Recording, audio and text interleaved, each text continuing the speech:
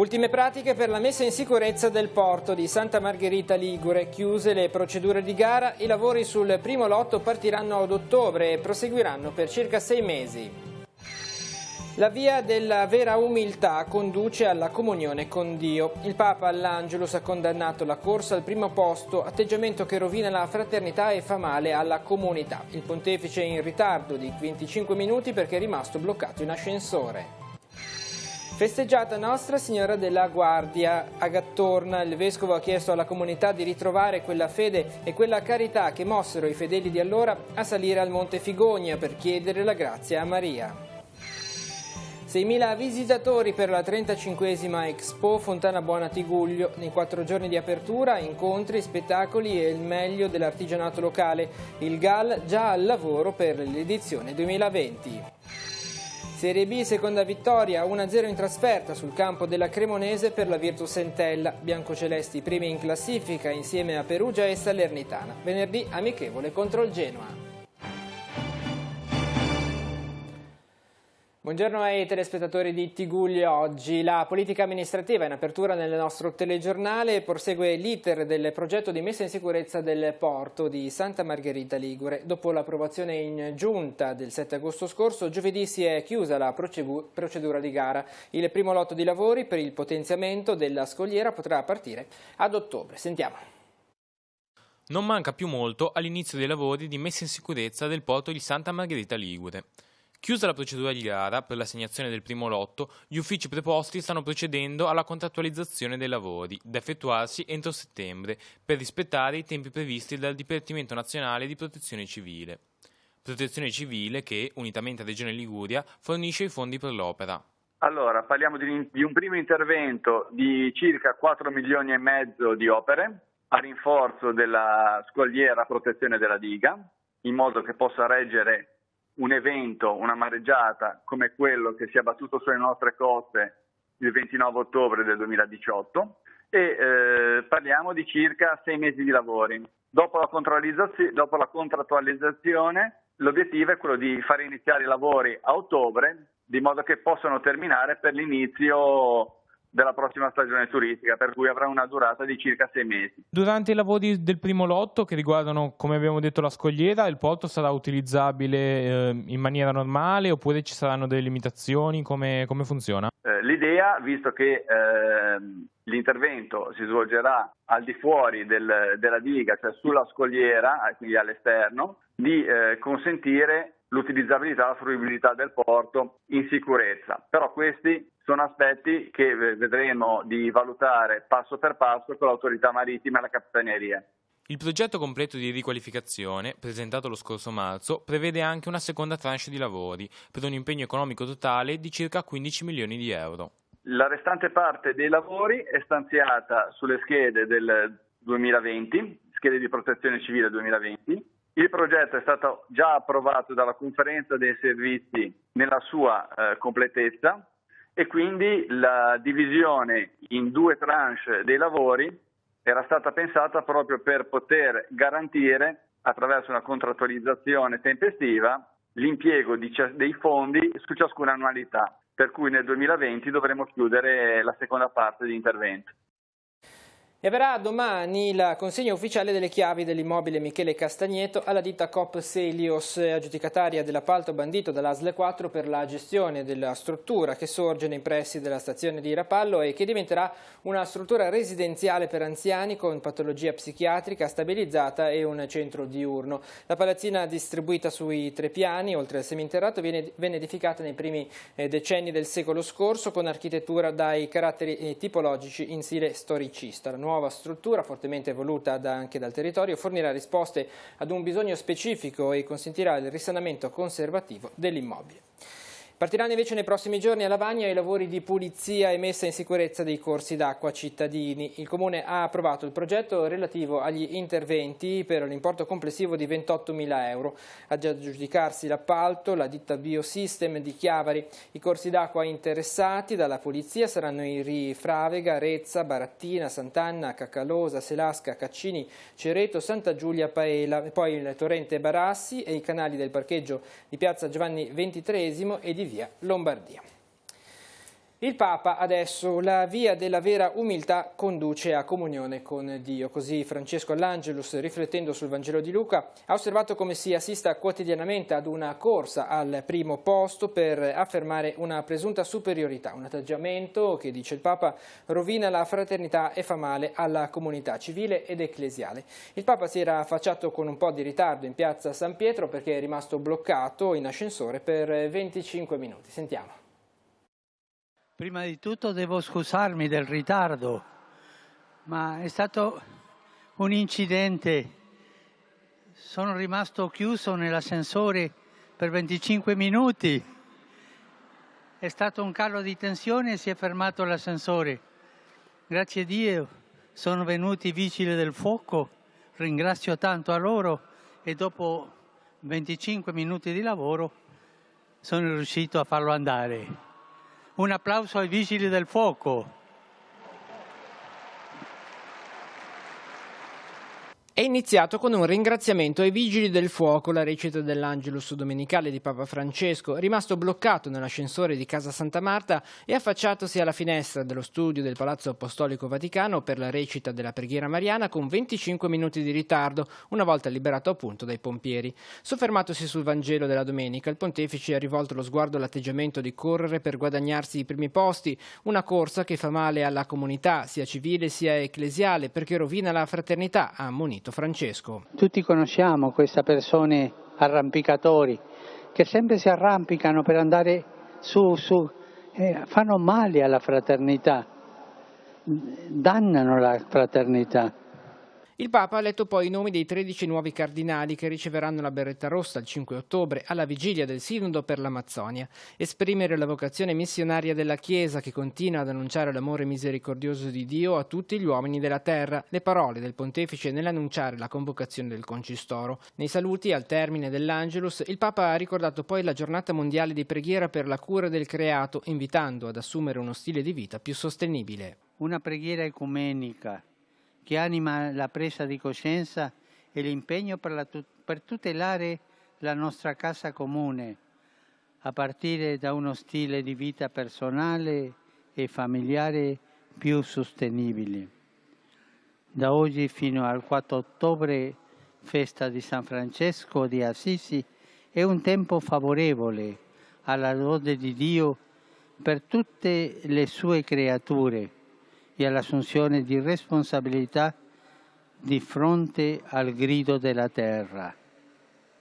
Veniamo adesso in diocesi, una comunità in festa per ricordare la grazia concessa 165 anni fa di essere preservata dalla peste. Gattorna ha celebrato la patrona Nostra Signora della Guardia. La messa solenne domenica è stata presieduta dal Vescovo. Monsignor Tanasini ha chiesto ai fedeli di ritrovare quella fede e quella carità che mossero i fedeli di allora. Sentiamo. La carità ha animato quegli uomini che sono andati fino al santuario della Guardia a invocare la grazia di Maria. Anche questa carità è da riscoprire per viverla. Riscoprire la fede autentica, quella che ha mosso l'azione di una comunità che nel 1854 salì al santuario di Montefigonia per chiedere a Maria di essere preservata dalla peste, ma anche la carità vera che mette al centro l'altro, sull'esempio della tenerezza di Maria. È l'invito che Monsignor Tanasini ha fatto ai fedeli di Gattorna, realtà in festa per la patrona Nostra Signora della Guardia. Nel 165° anniversario del miracolo, il Vescovo ha chiesto di ritrovare la fede e la carità che mossero i fedeli di allora per metterli in pratica anche oggi. Sono andati insieme, forse memori di quanto dice l'Apostolo, che la preghiera di più diventa più forte, che la preghiera fatta insieme, raccolta dalle voci di tanti, diventa un'invocazione più forte davanti a Dio, non perché Dio ci senta meglio, ma perché è animata dalla carità. Una festa radicata nella comunità di Gattorna, quella in onore di Nostra Signora della Guardia, tanti fedeli delle parrocchie vicine che si uniscono ai diversi momenti di preghiera, un affidarsi all'esempio di Maria che è stato ribadito anche dal parroco. Quella fede che muove Maria ad andare alla cugina Elisabetta e muove Maria a seguire il proprio figlio fin sotto la croce, a stare con gli apostoli. Ecco, quella stessa fede possa muovere il nostro vivere e possa generare la carità che è la vita feconda di Dio nei nostri cuori. Mi pare queste siano state le indicazioni del Vescovo e ecco, spero soprattutto che sappiamo fare le nostre, a cominciare da me, dal parroco e per tutta la nostra comunità parrocchiale. Restiamo in Fontanabuona perché si è chiuso il sipario sulla 35esima edizione di Expo Fontanabuona Tigullio, in scena in questo fine settimana negli spazi espositivi di Calvari a San Colombano Certenoli. Durante i 4 giorni di apertura si sono stimate circa 6.000 presenze. Soddisfatta la presidente del GAL genovese Alessandra Ferrara, che pensa già al prossimo anno. Devo dire che l'affluenza non è mancata, da un primo bilancio sommario possiamo dire che sicuramente abbiamo in linea di massima confermato le presenze dell'anno scorso. Il nostro obiettivo logicamente è quello di migliorare sempre di più e potrebbe veramente il prossimo anno esserci l'opportunità con l'aumento degli espositori e l'aumento degli spazi espositivi con questo nuovo rifatto padiglione geodetico che alle nostre spalle e che Città Metropolitana per la quale ha già avviato tutta la programmazione per consolidare questi spazi atti anche non solo ad uso scolastico ma anche a spazi espositivi destinati a Expo. Spazi espositivi ma anche spazi all'approfondimento. Nell'ultima giornata si è parlato di apicoltura, ma in generale tutto quello che è agricoltura, peculiarità di questa vallata è stato un po' al centro anche di approfondimenti proprio. Sì. Abbiamo avuto diversi momenti in cui abbiamo potuto approfondire molte tematiche. In particolare devo dire che è stato veramente molto sentito il convegno che abbiamo fatto per l'approfondimento sul tema dei rifiuti, in particolare dell'umido. Ho visto che ci sono state tante presenze, non solo di tecnici del settore, i sindaci della vallata, ma anche qualche sindaco della costa. È una materia veramente interessante e c'è proprio la volontà di approfondire tutti questi argomenti che sono utili anche per il singolo cittadino a livello proprio di conoscenza personale. In occasione dell'inaugurazione il sindaco Marco Bucci sottolineava che le grandi imprese nascono da piccole idee. Expo forse è una piccola realtà ma che può essere da volano per un territorio grande? Sì. Secondo me è una piccola realtà, ma da questa realtà possono nascere veramente delle situazioni di sinergia incredibile. Io ho visto già in questi ultimi mesi in cui ho potuto approfondire i rapporti con i sindaci della vallata che stanno nascendo veramente dei nuovi rapporti e nuova fiducia reciproca. Questo può essere solamente non solo un auspicio ma anche una premessa per un ottimo lavoro che si svolgerà sicuramente nei prossimi mesi. Linea adesso la rassegna stampa, vediamo i titoli dei giornali in edicola quest'oggi, ci rivediamo dopo per altri servizi, le notizie di sport. Prima pagina del Corriere della Sera, la politica mossa del PD, via i vice premier, la crisi ai partiti, Conte, improprio dire che sono nel Movimento 5 Stelle, domani voto su Rousseau, volete un governo con i Dem, intanto Di Maio pensa a Diba per il contrattacco e c'è un ritorno alle origini e la svolta di Beppe Grillo. In foto la Ferrari, Formula 1 Leclerc, la Ferrari vince il Gran Premio del Belgio a Spa e il vincitore a 21 anni, il più giovane su una rossa. L'ultradestra vola in Germania ma non sfonda, voto in Brandeburgo e Sassonia.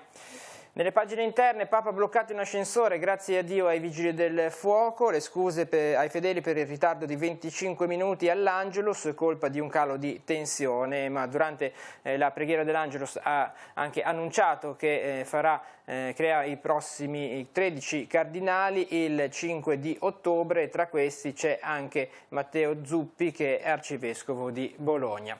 Passiamo al secolo XIX, la Ferrari, la vittoria al Gran Premio del Belgio e poi le due squadre di Genova, vittoria per il Genoa, una sconfitta per la Sampdoria. La politica, la proposta del PD, nessun vicepremier ma Conte ha dei dubbi, l'idea dei Franceschini rilanciata da Zingaretti, ministri, c'è il caso di Battista, il presidente incaricato vuol chiudere le trattative entro mercoledì.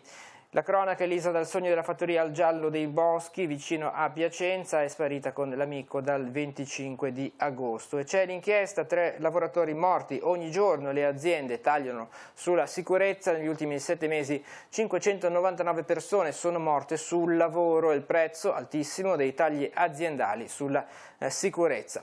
Passiamo nelle pagine del Levante, Parco di Portofino, allarme soccorsi, più formazione per gli escursionisti, la proposta del presidente del parco e sindaco di Santa Margherita Ligure Paolo Donadoni, il salvataggio della ragazzina colpita da un attacco di panico scatena le polemiche sulle abitudini dei visitatori nel monte.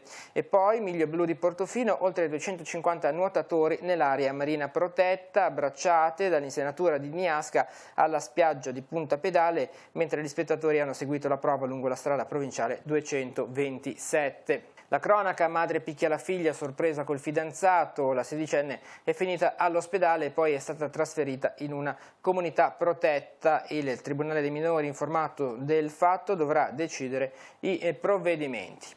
Expo Fontana Buona, 6.000 visitatori e progetto di crescita per l'edizione 2020, a San Colombano Certenoli, la Presidente Ferrara, padiglione geodetico per poter ampliare gli spazi, slittamento a settembre in 2 weekend oppure più giorni, queste le proposte per la prossima edizione. E Anello di Coreglia vincono Pasquale e Lagomarsino la marcia Anello di Coreglia che ha chiuso l'Expo della Fontana Buona. Infine lo sport, Boscaglia e Segreti dell'Entella, coraggio, fame e voglia di vincere. La Serie B, la neopromossa arriva alla sosta in testa alla classifica a punteggio pieno, 2 gol pesanti, la difesa ancora imbattuta. Da Cremona buona indicazione ma bisogna migliorare la gestione, la gara si poteva chiudere prima. Per gli ultimi aggiornamenti andiamo in redazione con Giacomo Rizzi. Andrea e un saluto a chi ci segue da casa. Nascondeva la droga in un autosilos di via Bontà, dietro lo spicchietto e la targa di un'auto in disuso. Un 31enne genovese è stato arrestato dalla polizia di Chiavari per detenzione ai fini di spaccio di sostanze stupefacenti, dopo essere stato scoperto per mezzo delle telecamere di sorveglianza che erano presenti nel silos. L'uomo è stato trovato in possesso di 6 grammi di cocaina e non precisati quantitativi di eroina e crack. Dalla redazione è tutto, la linea può tornare allo studio. E apriamo adesso la pagina dello sport, seconda vittoria, questa volta in trasferta sul difficile campo della Cremonese per la Virtus Entella. Sabato sera i ragazzi di mister Boscaglia sono tornati a Chiavari con un risultato di 1-0 in tasca grazie al gol siglato al 23esimo del primo tempo da parte di Schenetti. I biancocelesti primi in classifica insieme a Perugia e Salernitana. Sentiamo. Mister, una bella prova, si chiedeva coraggio, personalità alla squadra, componenti messe in campo per tutti i 90 minuti, un grande approccio fisicamente, soprattutto il primo tempo avete retto alla grande e anche nei momenti di difficoltà in contropiede avete avuto le occasioni migliori. Sì dai, era una partita difficile, lo sapevamo, contro una squadra forte.